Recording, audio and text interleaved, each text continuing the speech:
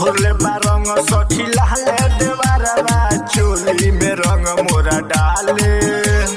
अरे ये सखी का कही हो, घोरले बारंग सखी लाले देवारवा चोली में रंग मोरा डाले।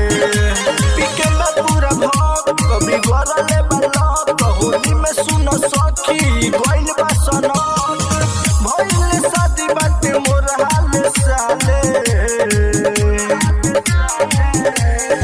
घोरले बारंग सखी लाले देवारवा चोली में रंग मोरा डाले। घोरले बारंग सखी लाले देवारवा चोली में रंग मोरा डाले।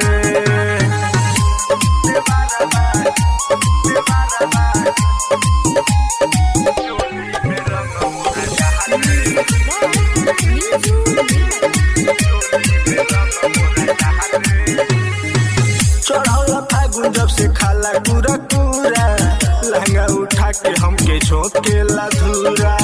मानेला बात नाही करी जब माना क देता सखी रे गरज पूरा। अरे हमार बात तू मानता नहीं हो। चढ़ौला फागुन जब से खाला पूरा पूरा लहंगा उठा के हमके झोंकेला धूरा। मानेला बात नाही करी जब माना क देता सखी रे गरज पूरा। जाले भीतरिया तो बहुत भभाले। घोरले बारंग सखी लाले देवारवा चोली में रंग मोरा डाले। घोरले बारंग सखी लाले देवारवा चोली में रंग मोरा डाले।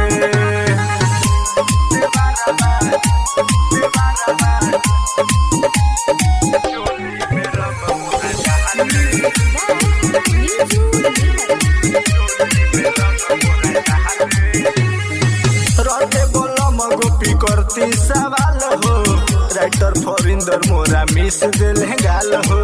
साजन सोबिंदर बारे नजर गड़बले रंगल चाहे उहे फिलहाल हो। अरे अनिल साथ में बारे हो। रटे बोलम गोपी करती सवाल हो, राइटर फरिंदर मोरा मिस दिल गाल हो। साजन सोबिंदर बारे नजर गड़बले रंगल चाहे उहे फिलहाल हो। देवे नी पुआ पूरी कहे उहे खाले। घोरले बारंग सखी लाले देवारवा चोली में रंग मोरा डाले। घोरले बारंग सखी लाले देवारवा चोली में रंग